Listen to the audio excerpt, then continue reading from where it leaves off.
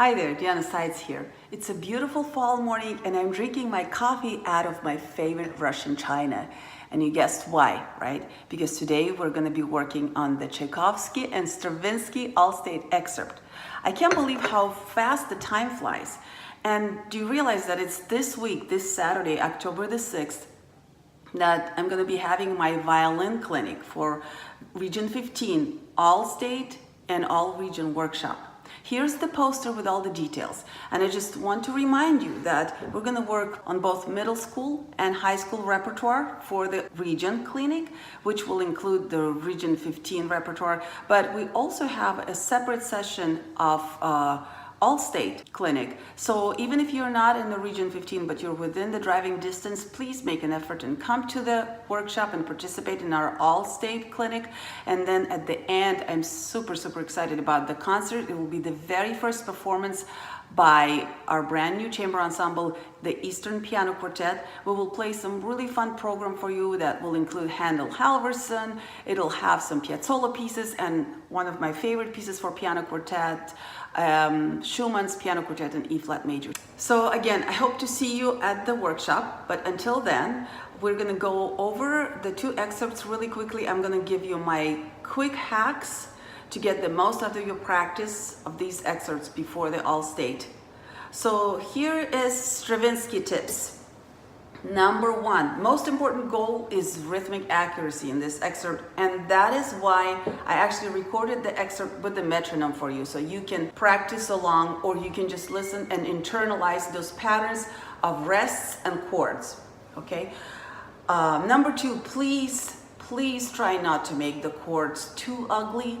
You know, we all know that this actual ballet, The Rite of Spring, created a right at the end of the performance because it was so different from the pretty music people were used to hearing, but still, please try not to make the chords too ugly. And how do you do that? One quick rule: stop, drop, and roll. No, there's no fire in my house or in your house. Yeah, this rule, I use this rule for violin practicing or violin performance, because what it refers to in violin playing is stop goes for the left hand. So always press your string, which another word for pressing the string down. Stop the string with your finger, then drop the bow, and then roll. So if you follow this formula in your chords or in any violin performance, you will be much more in control of your sound, and that will help you at your audition. Some of the chords here, of course, are played right in a row, two down, so you will not have a chance to prepare your bow, but you can always prepare your fingers ahead of time, okay? And of course, some of the chords that are syncopated right after the beat, those short eighth note chords, they are meant to be very percussive, so don't be afraid to hit the string on there. Please do not rush the 16th notes, okay? There is a huge temptation to rush those 16th notes. Once you're out of the chord section, please do not rush, okay? So now for Tchaikovsky. Number one, the same, don't rush the beginning of the excerpt. Practice it with the metronome and make sure that all the quarter notes coincide with the clicks of the metronome. Just be very OCD about it, because that is something that we all love to do in this excerpt at the beginning, especially when you are excited, you're at the audition, your heart will be pumping, everything will come out usually a little bit faster. So yes, heads up, number one for Tchaikovsky, do not rush the first section of the excerpt. Number two, slur. So slurs are great in any time when you want to raise the speed of your passage work. And here, of course, when you get to the faster passages, a lot of my students ask me, how do I get fast enough? It's hard, I can't get fast enough. So that is number one rule. First, you help your left hand build up speed by slurring the passages. Slur them in the direction that you would start each passage, and slur the quarter note along, the one that has a quarter note at the end or at the beginning, slur it with the passage. And then build it up with the metronome, gradually build up the metronome speed. I usually do that and get actually to the speed quite higher than I want with the left hand, because it's easier with the slurs. Then once I'm there, I drop the speed back down a little bit and I add the détaché. Also, remember to divide and conquer. It'll be better if you practice each passage separately, building up the speed, and then put them gradually all together, okay? And then number 3, beware of string crossings. Those string crossings will either slow you down or they will make your passage work uneven if you're not aware of them. So make sure you know where they happen and be ready to approach the string with your bow a little bit sooner than right at the moment of the string crossing. Because if you don't, that little amount of time that your body needs to get to the next string will have to come out either of the previous note or will delay the next note, which will make the passage work uneven.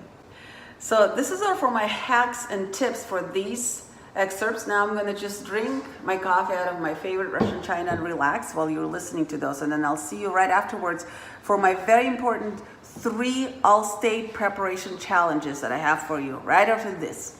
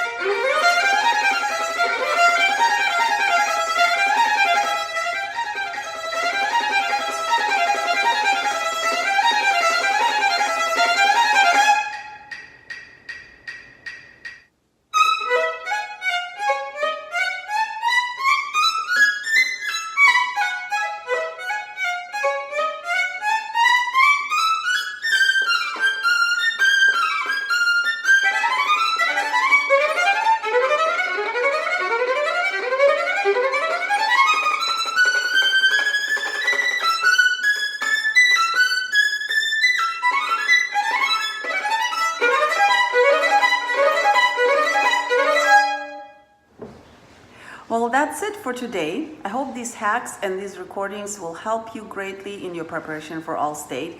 And now for my 3 challenges for you, whether you're preparing for All State or All Region or just trying to become a better violinist. Here are the 3 things I want you to remember. Number 1, do the work. Especially for those of you who are getting ready for All State or All Region.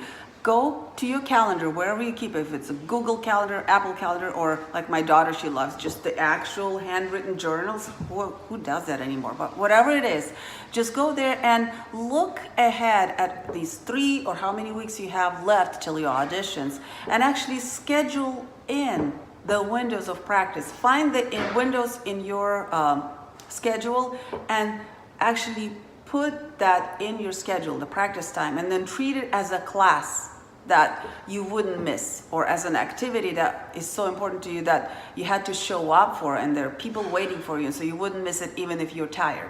So that will help you. And also implement some kind of reward and punishment system. I don't know, if you missed your practice window just because you didn't want to, you were too tired, you'd have to go outside and moo at every neighbor who passes by or stranger. Or if you did do it and did it very well and had a very effective practice, why didn't you go get yourself a blizzard from DQ or something like that, right? So number 1, do the work. Number 2, ditch fear, okay? I always tell to my friends or anyone who asks me, why is it that I do what I do, that I love my job, I love playing violin, I love teaching violin for 2 reasons, if nothing else. That at the end of the day, if I made a mistake, no one dies and no one goes to jail. Just think about that. So what, even if you make a mistake while you're auditioning or you're performing, it's not that tragic. No one dies, no one goes to jail, and if you do a great job, you have a wonderful and very rewarding experience. If you make a mistake, that's a great learning experience. Use it. So ditch fear, whatever it takes. Pat yourself on the back. Celebrate your achievements. Don't just focus on things that you have to make better. Make sure to celebrate whatever accomplishment you had this week or today. And that will really help to build up your confidence and ditch fear. And then finally, the last and the most important one, make music. Because remember, the violin is an instrument, and that's just a fancy word for tool. and the tools exist for a purpose. So the purpose of a violin is to be a tool while you're making art. You're creating an artwork by using musical sounds, right? So don't forget that. As you're trying to get better, as you're putting this huge amount of work into preparing for All State or anything else, any other challenges that you have for yourself, it's a wonderful thing. I'm very proud of you. I'm very happy for you. But remember that that's not your final goal. Your most important goal, and why we all are in this, is because we love music. So remember, make music. Well, this is it for this week. I hope you enjoyed this video as much as I enjoyed making it for you. And if you did, please make sure to like and share it. If you haven't subscribed to my channel yet, I would love for you to do so. All you have to do is just click the little subscribe button, and when the little bell pops out, make sure to hit it. This way, when I have my new video for you, you will be notified. Until then, have a wonderful week and happy hacking.